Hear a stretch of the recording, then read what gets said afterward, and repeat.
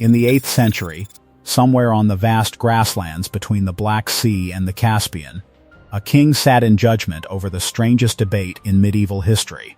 On one side stood a Christian priest sent by the emperor in Constantinople. On the other, a Muslim envoy from the caliph in Baghdad. And in the middle, a Jewish rabbi representing a people who had no empire, no army, and no power to offer this king at all. Two of the most powerful civilizations on earth were competing for this ruler's soul, each promising alliance, wealth, and protection. And when the debate was over, the king of the Khazars turned his back on both of them. He did not choose the religion of Constantinople. He did not choose the religion of Baghdad. He chose the faith of the powerless people in the middle. He chose Judaism. And with that single decision, he created something the world had never seen before, and would almost never see again: a sovereign Jewish kingdom, ruled by Jewish kings, in an age when Jews everywhere else on earth lived as a scattered and persecuted minority. This is the story of Khazaria, the lost empire that became Jewish by choice. It is a story of trade routes and warrior kings, of a clever act of political genius, of a kingdom that vanished so completely that for centuries people argued about whether it had existed at all. And it is a story that, 1,000 years later, got twisted into one of the most dangerous lies of the modern age, a lie we are going to confront head-on and dismantle before this video is over. Let's go back to the step. To understand Khazaria, you first have to understand where it sat, because location is the entire key to this story. The Khazars were a semi-nomadic Turkic people, who, by the 7th century, had carved out a powerful empire across the steppe north of the Caucasus Mountains, stretching from the Black Sea to the Caspian, and up toward the Ural Mountains. This was not some minor tribe.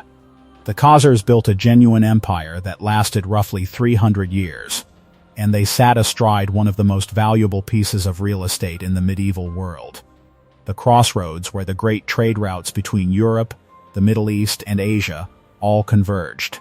Goods flowing along the Silk Road from China and India, furs coming down from the northern forests, silver, slaves, silk, and spices. Much of it passed through Khazar territory, and the Khazars grew rich, taxing all of it. Their capital, a city called Atil near the mouth of the Volga River, was a thriving multicultural hub, where Christians, Muslims, Jews, and pagans all lived and traded side by side. The Khazars were also formidable warriors. For decades they fought the armies of the expanding Arab Caliphate to a standstill in the Caucasus, and many historians argue that by blocking the Muslim advance northward, the Khazars effectively shielded Eastern Europe from Arab conquest. This was a serious power, sitting in the most contested neighborhood on the planet, and that is precisely what made their religious choice so brilliant. If you find these stories fascinating, make sure you subscribe to Bloodlines and Borders, because what this king did next was one of the smartest political moves of the entire Middle Ages. Picture the trap the Khazar king was in. To his south and west loomed the Byzantine Empire, Christian, powerful, and forever looking to expand its influence. To his south and east loomed the Abbasid Caliphate, Muslim, equally powerful, equally hungry. Both of these superpowers used religion as a tool of control. If the Khazar king converted to Christianity, he would effectively become a junior partner of the Byzantine emperor, who positioned himself as the head of the Christian world. If he converted to Islam, he would be acknowledging the spiritual authority of the caliph in Baghdad. Either choice meant bowing, at least symbolically, to a foreign master. For a proud, independent steppe empire, both options were poison. And this is where the genius reveals itself. By choosing Judaism, a third Abrahamic faith, with deep historical roots but no rival empire behind it, no emperor, no caliph, no foreign power that could claim authority over him, the Khazar king found a way to join the sophisticated monotheistic world without surrendering to either of his giant neighbors. He got the prestige and the diplomatic legitimacy of a great written religion, and he kept his complete independence. It was, in effect, a declaration of neutrality written in scripture. Judaism made the Khazars no one's vassal. According to the Khazars' own account, the conversion came through that famous debate. The story survives in a remarkable set of documents known as the Khazar correspondence letters, exchanged in the 10th century between Hasdai ibn Shaprut, a brilliant Jewish statesman and physician serving the Muslim Caliph in Cordoba, Spain, and a Khazar king named Joseph. Hasdai, living in the golden age of Spanish Jewry, had heard rumors of a faraway Jewish kingdom and could scarcely believe them. He wrote a letter across the known world asking, essentially, is it true? Are there really Jewish kings ruling their own land somewhere in the East? And King Joseph wrote back. In his reply, Joseph told the story of his ancestor, a king named Bulan, who centuries earlier had decided to abandon the old pagan religion of the steppe and adopt one of the three great faiths. Bulan summoned representatives of each and had them argue their case. Then he asked the Christian a clever question, setting aside your own faith. Which is better, Judaism or Islam? The Christian admitted Judaism. He asked the Muslim the same. Which is better, Judaism or Christianity? The Muslim also chose Judaism. Each rival, forced to choose between the other two, pointed to the Jews, and Bulan had his answer. The faith that both of the others ranked above each other was the one he would take. Whether that debate happened exactly as described, no one can say. But the broad outline is corroborated by outside sources. Arab chroniclers of the period, writing independently, also recorded that the Khazar ruling class had adopted Judaism. A later Khazar king named Obadiah is remembered for taking the conversion further, building synagogues and yeshivot, inviting Jewish scholars from Baghdad and Constantinople to come teach, and establishing rabbinic Judaism properly across the kingdom, with study of the Bible, the Mishnah, and the Talmud. The conversion of the Khazars also inspired one of the masterpieces of Jewish philosophy. The great medieval thinker Judah Halevi used the story as the framework for his book The Kuzari, imagining the very debate in which the Khazar king questions a rabbi about the nature of God and faith. So this was not a fleeting rumor. A Jewish kingdom on the steppe was real enough that it shaped Jewish thought and diplomacy for centuries. But here we have to be honest historians, because this is where careful truth matters most. Exactly how deep did the conversion go? The evidence suggests that Judaism was embraced primarily by the king, the royal court, the nobility, and the military aristocracy, the ruling elite. How much of the broader Khazar population, the ordinary herders and farmers and townspeople, actually became Jewish is genuinely unclear and debated by scholars to this day. Some certainly did. The capital had synagogues. But there is surprisingly little archaeological evidence. Few clearly Jewish artifacts or inscriptions have been recovered from Khazar sites, which tells us the conversion may have been more a matter of the ruling class than a wholesale transformation of an entire people. This is the responsible position, and it matters, because the gaps in this story are exactly where later mythmakers would rush in. If you find these stories fascinating, make sure you subscribe to Bloodlines and Borders. The kingdom did not last. By the 10th century, Khazar power was fading, squeezed by new rivals rising on the steppe. The fatal blow came around the year 965 to 969, when the rising power of Kievan Rus, the early Russian state under Prince Sviatoslav, smashed the Khazar armies and sacked their cities, including the capital at Atil. The empire that had stood for 3 centuries and held off the Arab Caliphate at its peak collapsed and scattered. Its people dispersed into the surrounding populations. Its cities crumbled into the steppe. And here is the haunting part. Khazaria vanished so thoroughly that we still do not know exactly where its capital city stood. Archaeologists have spent decades searching the lower Volga for Atil, a kingdom that once taxed the wealth of 3 continents left behind so little that for a long time. Skeptics wondered whether the whole Jewish kingdom story had been exaggerated or invented. It was not. The Khazars were real, their conversion was real, and their disappearance is one of the great vanishing acts of medieval history.